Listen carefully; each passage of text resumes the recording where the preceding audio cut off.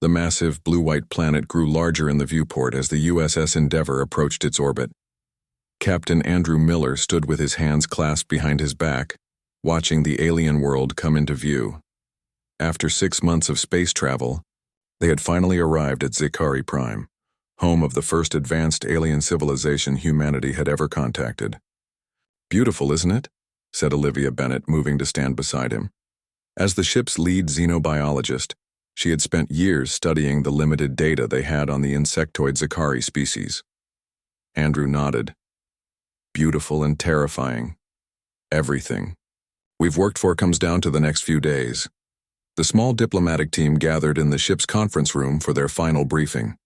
Besides Andrew and Olivia, there was Daniel Carter, head of security, a man whose calm demeanor masked his constant vigilance, and Samantha Wright, their linguist who had mastered the basics of the complex Zicari language in just months. "Remember," Andrew said, looking at each team member, "we represent not just the United States or even Earth, but all of humanity. The Zicari are an ancient civilization with technology centuries beyond ours. We need to make a good impression." Samantha adjusted the translator device at her neck. "The linguistic algorithms should work, but their communication includes mandible clicks and pheromones we can't reproduce. So let me handle any confusion. And try not to stare at them," added Olivia, with a small smile. 9-foot insectoids might be shocking at first. Daniel checked his sidearm, standard protocol even for a diplomatic mission. "I still think the Queen agreeing to meet us directly is unusual. Most heads of state would send representatives first." Andrew nodded. "The Zicari communication suggested their hierarchy is absolute. Queen Shazara makes all first contact decisions personally. The ship's AI announced their approach to the Zicari mothership. When they reached the viewing window, even the well-trained crew gasped. The alien vessel dwarfed their own, stretching nearly 2 miles long with an iridescent shell-like exterior that reflected the nearby sun in rainbow patterns. "Well," whispered Daniel, "they certainly know how to make an entrance." The docking procedure went smoothly, the Zicari technology guiding their ship into a perfect connection. The team gathered at the airlock, each wearing their dress uniforms with the new Earth United patch, a blue planet with olive branches surrounding it. "Remember your training," Andrew said quietly as the airlock cycled. "No sudden movements." The doors slid open, revealing their first in-person view of the Zicari. 3 tall figures stood waiting, their exoskeletons gleaming under the lights. They looked like evolved mantises with 4 arms and 2 legs, their bodies covered in plates of natural armor in colors ranging from deep green to purple. Their compound eyes, each with thousands of facets, seemed to take in everything at once. Samantha stepped forward and made the greeting gesture they had studied, a slight bow with palms outward. She spoke carefully in the Zicari language, the harsh clicks and whistles sounding strange from human vocal cords. The tallest Zicari responded with a series of clicks and movements. Samantha's translator device hummed. "The Royal Chamberlain welcomes you to the sovereign vessel of Her Majesty, Queen Shazara, ruler of the 17 worlds, protector of the Golden Nebula," Samantha translated. "We are to follow them to the reception hall." As they walked through the massive corridors of the Zicari ship, Andrew noticed something odd. The aliens maintained a careful distance from them, never coming closer than about 6 feet. When Daniel accidentally stepped toward one of their guides, the Zicari quickly moved away. "They're afraid of us," Olivia whispered, noticing the same behavior. Or disgusted, hard to tell which. The reception hall was enormous, with ceilings that soared, at least 50 feet high. Hundreds of Zicari lined the walls, their exoskeletons creating a rainbow effect under the strange blue lighting. At the far end, on a raised platform, sat Queen Shazara. Even among her kind, she was impressive, standing nearly 10 feet tall with an exoskeleton that shimmered with deep blue and purple hues. She wore what appeared to be ceremonial armor and a crown-like structure that extended from her head. Her 4 arms were adorned with intricate metallic bands, and her compound eyes seemed to glow slightly. The Chamberlain announced them with a series of rapid clicks, and the translator in Andrew's ear provided the words, "The human delegation, from the planet Earth, Andrew stepped forward and delivered the greeting they had practiced. Your Majesty, on behalf of Earth and all humanity, we thank you for this historic meeting between our worlds. We come in peace and friendship, hoping to learn from each other and build bridges between our civilizations. The Queen's translator, Device, converted his words. Her mandibles moved slightly before she spoke, her voice higher than Andrew expected but with an undeniable authority. Welcome, humans. Your journey across the stars shows courage. The Zakari Empire has watched your world's development with interest. You are young but advancing quickly. This meeting is unprecedented. There was something in her tone, detectable even through translation, that suggested caution, perhaps even wariness. The formal reception continued with introductions of the royal court and various officials. Food and drink were served, though the humans had been advised to consume only what they had brought with them. The Zakari diet consisted mainly of liquefied nutrients that would be indigestible to humans. Throughout the event, Andrew noted that the distance between them and the Zakari never decreased. When Samantha attempted to approach a group of what appeared to be scientists, they subtly moved away. They're treating us like we carry some disease, Daniel muttered when the team had a moment alone. Olivia nodded. Their biology is very different from ours. Maybe they have good reason to be cautious. The reception hall featured numerous crystal sculptures that caught and reflected light in hypnotic patterns.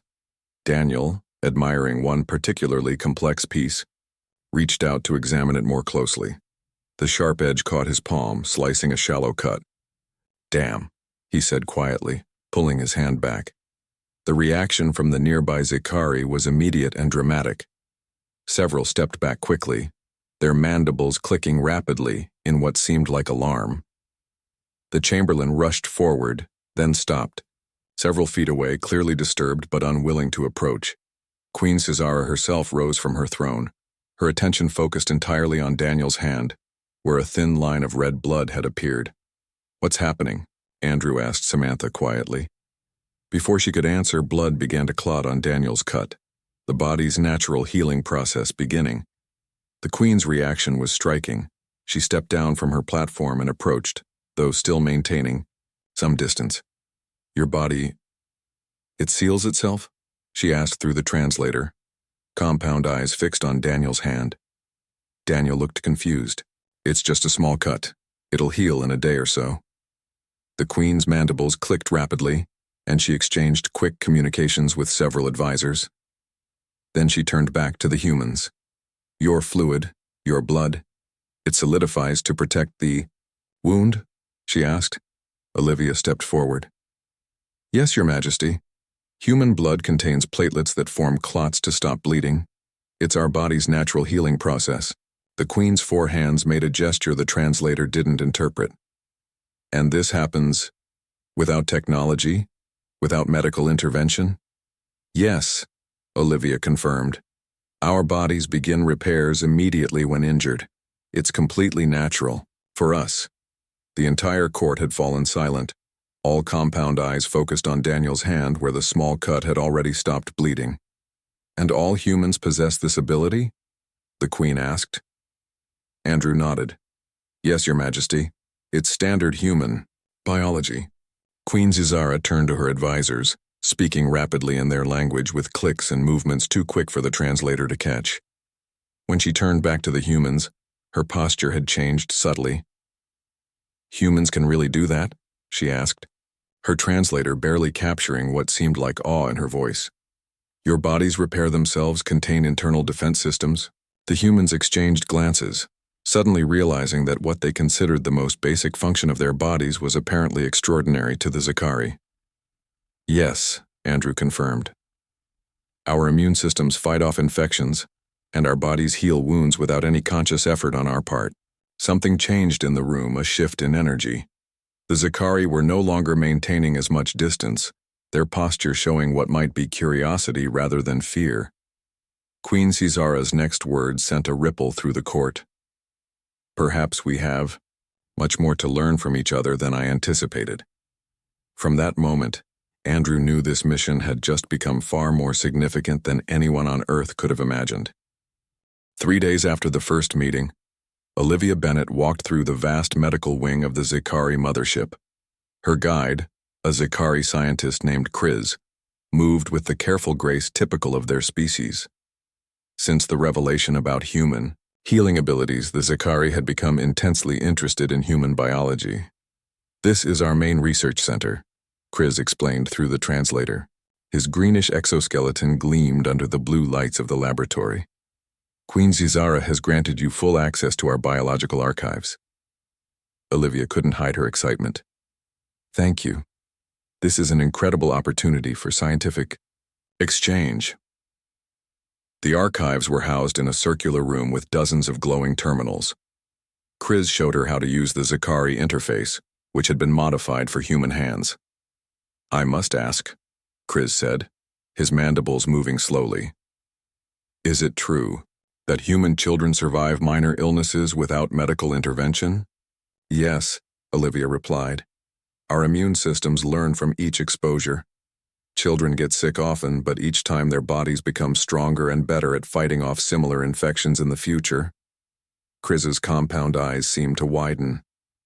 "Fascinating. For Zikari, any untreated infection can be fatal. Our bodies have almost no natural defenses." As Olivia began exploring the archives, she discovered something remarkable. The Zikari weren't unique in their lack of natural healing. According to their records, most known sentient species had evolved without the robust immune systems and regenerative capabilities that humans took for granted. She found data on 12 different spacefaring civilizations the Zikari had encountered. None possessed the natural healing abilities humans did. Most relied heavily on medical technology from birth, with some species requiring environmental suits just to survive outside their home worlds.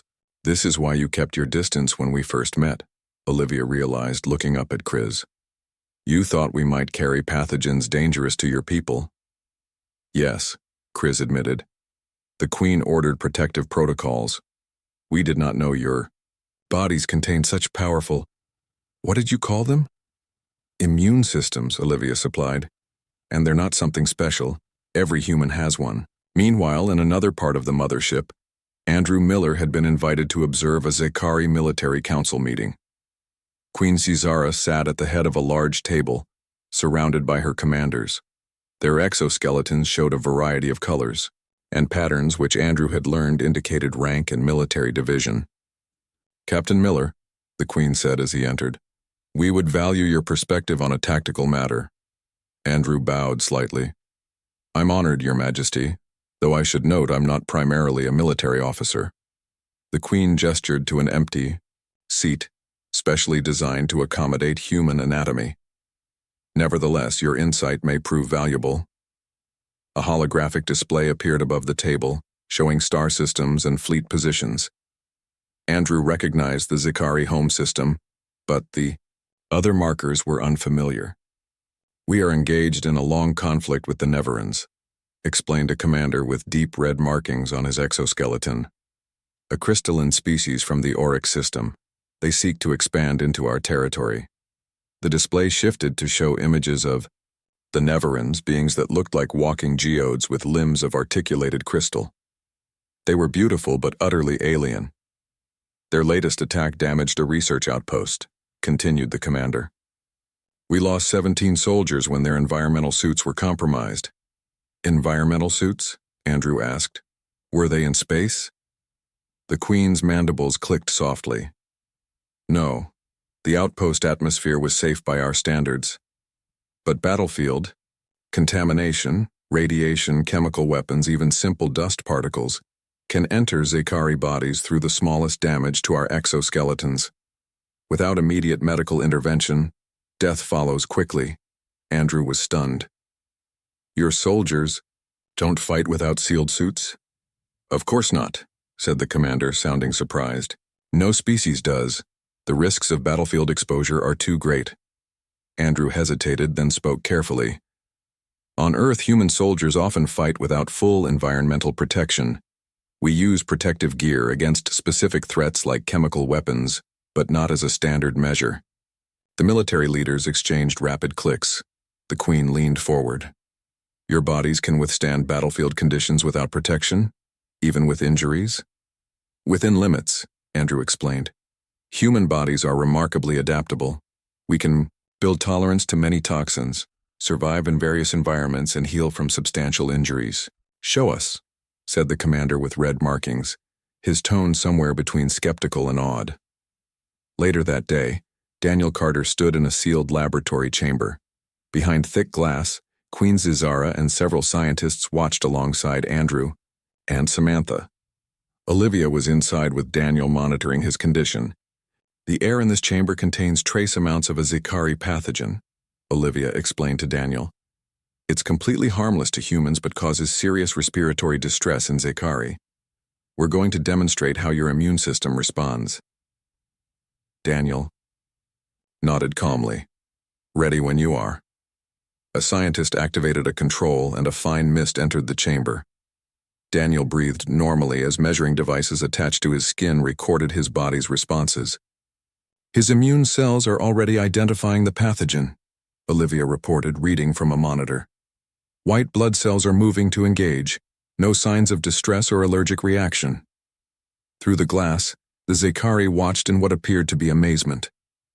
For them, such exposure without protection would mean certain death. After 20 minutes, Olivia checked the final readings. His body has completely neutralized the pathogen, no symptoms developed.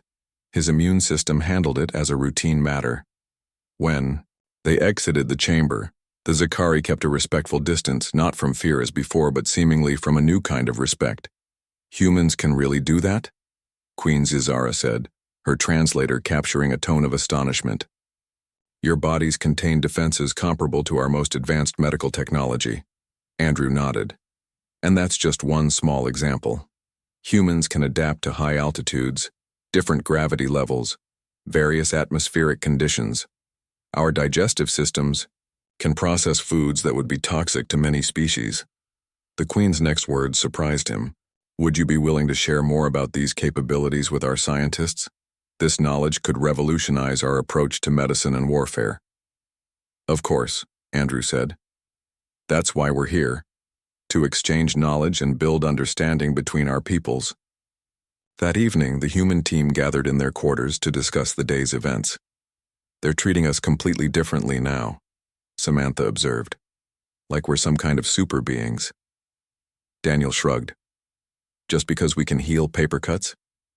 It's more significant than that, Olivia explained, excitement in her voice. I've been studying their medical archives. The Zikari evolved differently from humans. Their exoskeletons provide physical protection, but they have almost no internal defense mechanisms. Any breach is potentially fatal without technology. And it's not just the Zikari, she continued. According to their records, most advanced species evolved similar limitations. They compensated with technology, developing advanced medicine, thousands of years before they achieved space travel. While humans, Andrew began, while humans evolved strong internal defenses, Olivia finished, our immune systems, our ability to heal wounds, our adaptability to different environments, these are apparently rare traits in the galaxy. Daniel let out a low whistle. No wonder they're impressed. Things we take for granted are magical to them. Not magical, corrected Olivia. Just different evolutionary paths. They developed external protection and technology. We developed internal resilience. Andrew stood by the viewport, looking out at the stars. This changes everything about our mission. We came seeking advanced technology, but what they value from us is our biology. The question is, Samantha said quietly, how will this knowledge affect our relationship moving forward? Will they see us as potential allies because of these abilities, or as threats? None of them had an answer yet. But they all sensed that humanity's place in the galactic community would be shaped by this unexpected revelation, that the ordinary functions of their bodies were extraordinary in the context of the wider universe. 1 week into the diplomatic mission, alarms blared throughout the Zikari mothership. The harsh sound jolted Andrew Miller awake in the middle of his sleep cycle. He grabbed his uniform and rushed into the corridor where he found Daniel already, alert, pistol at his hip. What's happening? Andrew asked as they hurried toward the command center. Not sure, Daniel replied. But those aren't drill alarms. They met Olivia and Samantha in the main corridor. Emergency lights flashed blue and green, casting strange shadows as Zikari crew members rushed past them. When they reached the command center, they found Queen Caesara surrounded by her military advisors. Her normally iridescent exoskeleton seemed duller under the emergency lighting. "Captain Miller," she acknowledged, "we are under attack. Neveran forces have breached our outer defenses." The main display showed several crystal-like ships approaching the mothership. Their jagged forms looked nothing like the smooth Zikari vessels. "The Neverans," Andrew realized. "Your enemies from the neighboring system." The Queen's mandibles clicked rapidly. "They must have tracked your arrival. They believe any new species is a potential ally against them." A massive explosion rocked the ship. Andrew grabbed a console to keep his balance as several Zikari fell to the floor. "Hull breach in sectors 7 through 9, reported a Zikari officer, his voice translated into flat, emotionless English. "Life support failing in those sections. 217 crew members trapped." "Seal those sections," ordered a commander with dark green markings. "We cannot risk exposure." To vacuum, Andrew stepped forward. "You're going to seal them in, with failing life support?" The commander's compound eyes fixed on Andrew. "We have no choice. Rescue teams would need time to suit up, and exposure to vacuum is certain death for Zikari." "How long before life support fails completely in those sections?" asked Daniel. "Approximately 40 Earth minutes," replied the commander. Daniel exchanged a look with Andrew. "Our suits are rated for vacuum. We could reach them." Samantha nodded. "We were trained for emergency space operations." The Zikari commanders clicked rapidly to each other, clearly surprised.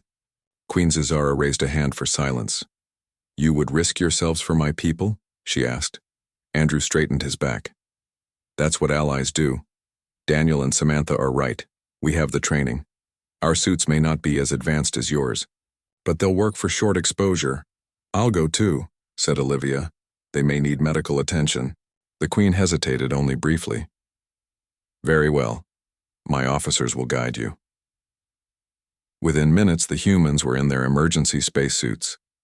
These weren't the bulky suits of early space exploration, but more modern designs, still not as advanced as Zikari technology, but functional.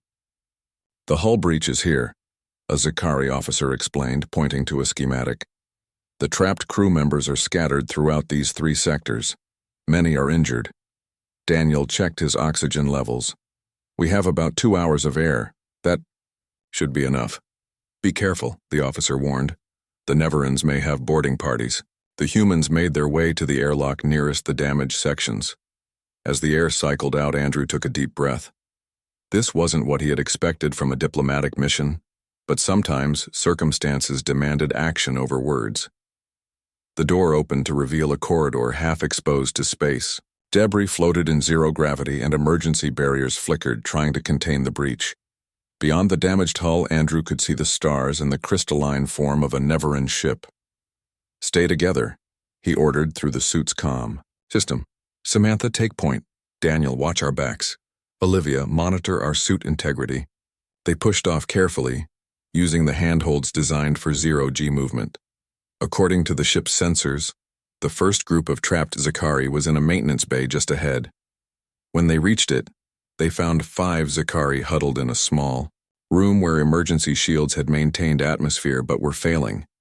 The insectoid aliens looked up in surprise as the humans entered. Samantha spoke through her external speaker, the translator converting her words. "We're here to help. We need to move you to a secure section." The Zikari seemed hesitant, clearly not expecting human rescuers. One of them, with blue markings indicating a medical officer, clicked a response. "2 cannot move. Injuries too severe." Daniel and Andrew managed to fashion improvised stretchers from debris. As they prepared to move, another explosion rocked the ship. A piece of metal tore through the corridor, striking Daniel's suit on his left arm. "Suit breach," Olivia called out, moving quickly to Daniel's side. "Exposure to vacuum imminent." Instead of panic, Daniel showed remarkable calm. "Patch kit on my right hip, quick, before the tear widens." Olivia's hands moved with practiced efficiency, applying the emergency seal patch to the tear in his suit. It wasn't a perfect fix, but it would hold for now. The Zakari watched this with what appeared to be amazement. For them, even a minor suit breach meant certain death. Yet Daniel continued functioning, helping lift an injured Zakari onto the improvised stretcher despite his own injury. "Can you still make it?" Andrew asked. Daniel nodded, his face visible through his helmet. "It's just a scratch. The patch will hold." They began moving the injured Zakari back toward the secure sections of the ship. Progress was slow in the damaged corridors, and Daniel's injury began to show, a dark bruise forming where the debris had struck. Yet he pushed forward, his determination evident. When they reached the next group of trapped Zakari, they found a more serious situation. A section of the floor had collapsed, leaving 3 Zakari trapped on a lower level with atmosphere, rapidly venting to space. "We need to reach them quickly," Samantha said, looking at the gap. "But that jump is risky." Without hesitation, Daniel secured a line to a support beam and prepared to lower himself down. "Your suit is already damaged," Olivia protested. "You shouldn't take additional risks." "I'll be careful," Daniel replied. "Besides, we don't have time to debate." He lowered himself into the gap, the damaged section of his suit visible against the dark material. When he reached the trapped Zakari, he worked quickly to secure lines around them so the others could pull them up. The rescue operation continued for over an hour.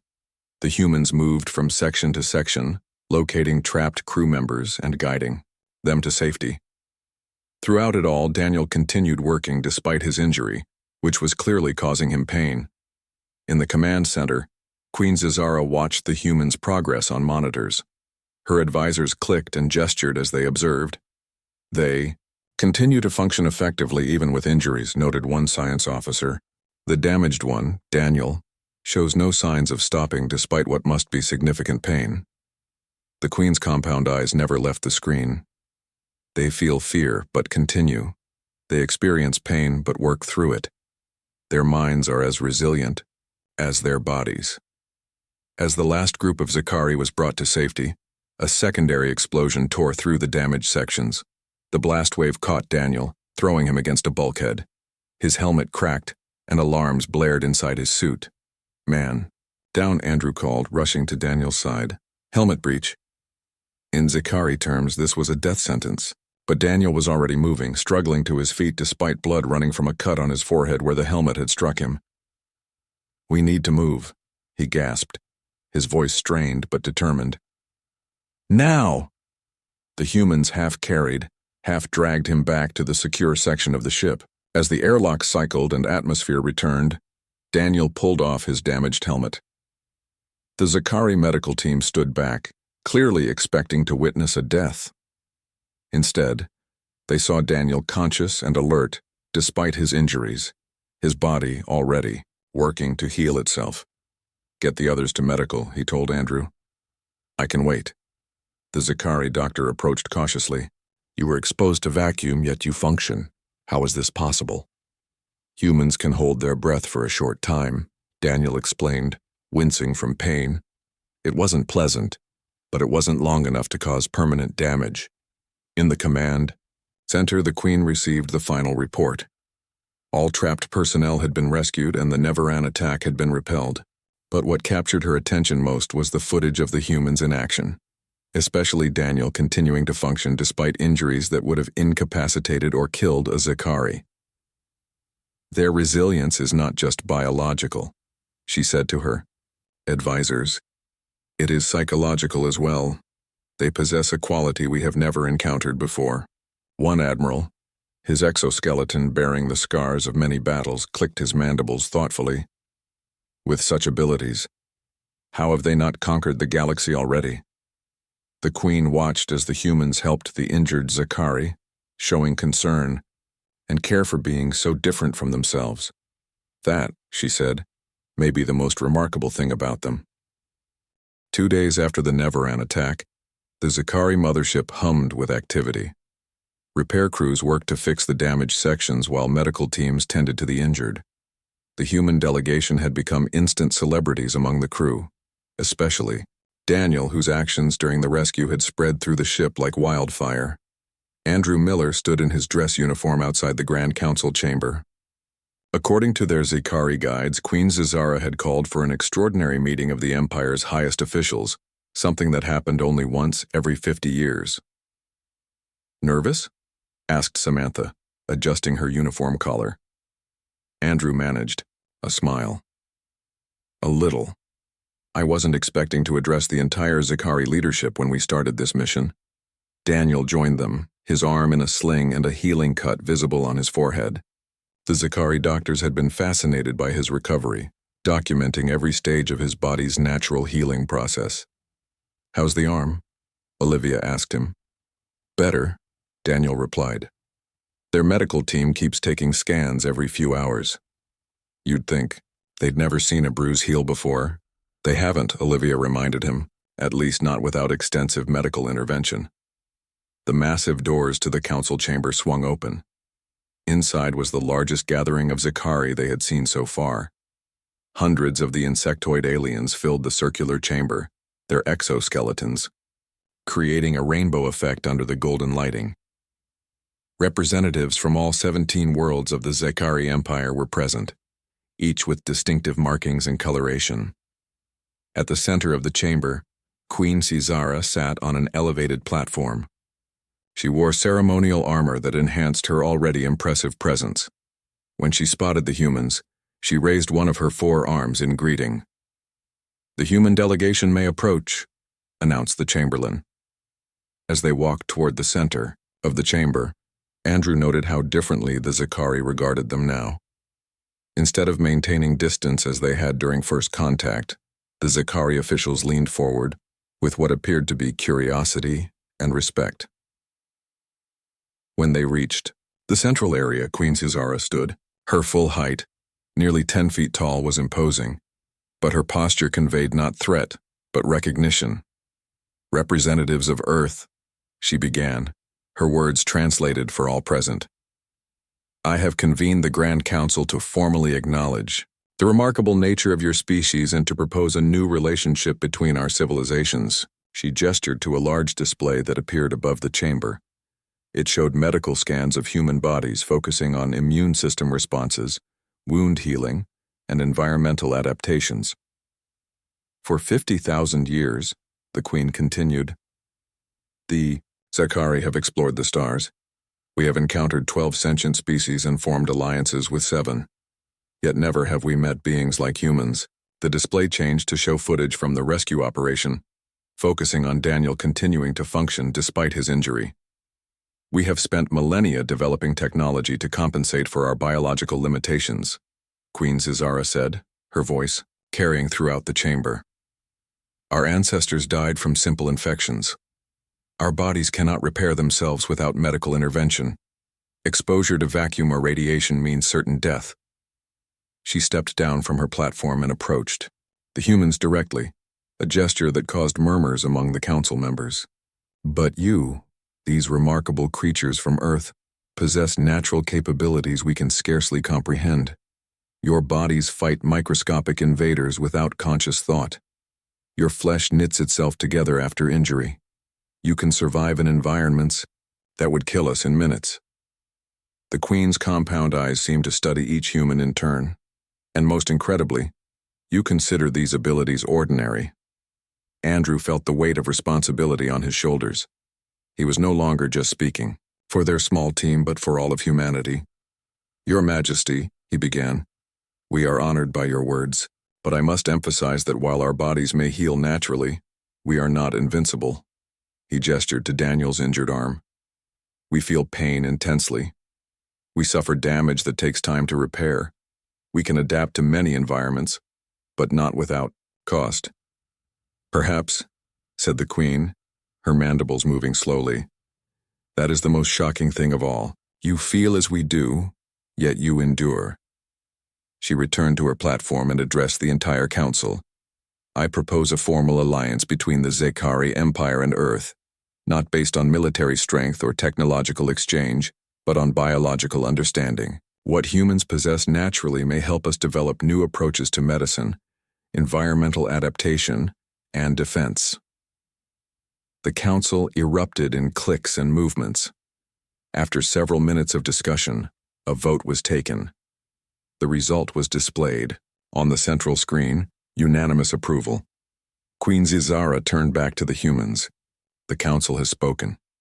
Will you accept this alliance on behalf of your people? Andrew took a deep breath. Their mission had been to establish contact and begin diplomatic relations. An alliance went far beyond their authority. But sometimes, opportunity demanded bold decisions. We accept this alliance in principle, he said carefully. The final terms will need approval from our government, but I believe Earth will welcome friendship with the Zakari Empire. The Queen made a gesture that their translators indicated was satisfaction. Then it is decided. From this day forward, humans shall be known among all Zakari as the Enduring Ones. The formal ceremony concluded with the exchange of symbolic gifts. The Zakari presented the humans with crystals containing the complete medical knowledge of their empire. In return, Andrew offered detailed scans and studies of human biology that Olivia had prepared. Later that evening, Queen Zizara requested a private meeting with Andrew. They stood in her personal observatory, looking out at the stars and the blue-white planet of Zakari Prime below.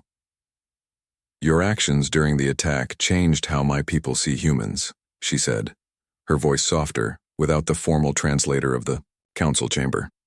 Before they saw you as interesting specimens, now they see you as heroes.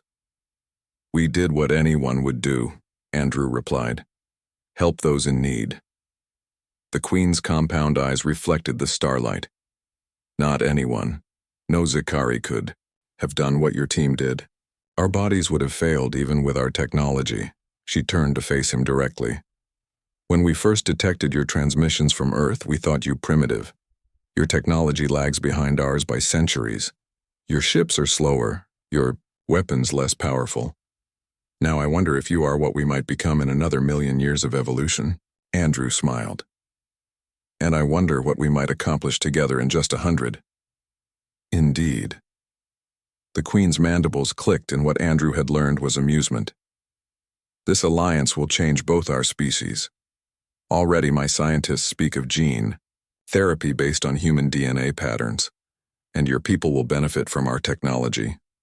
More important than technology, Andrew said, is understanding. Each species in the galaxy has its own strengths and weaknesses.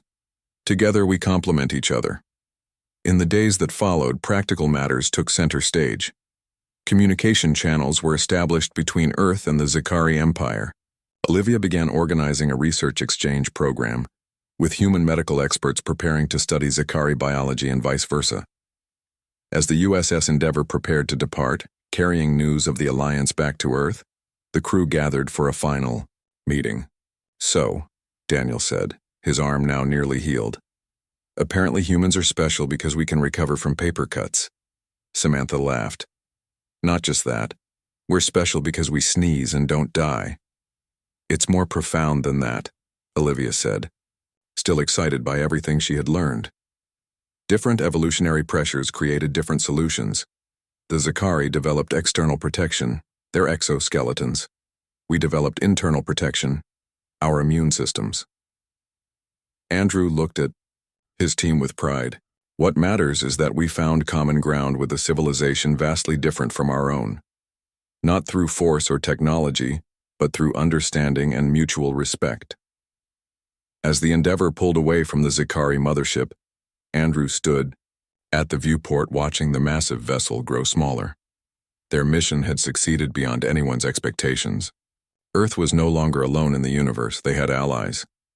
The alliance would reshape the political landscape of the galaxy, not through conquest, but through the simple revelation that the universe's newest spacefaring species carried within their very selves capabilities that other civilizations had spent millennia trying to develop through technology.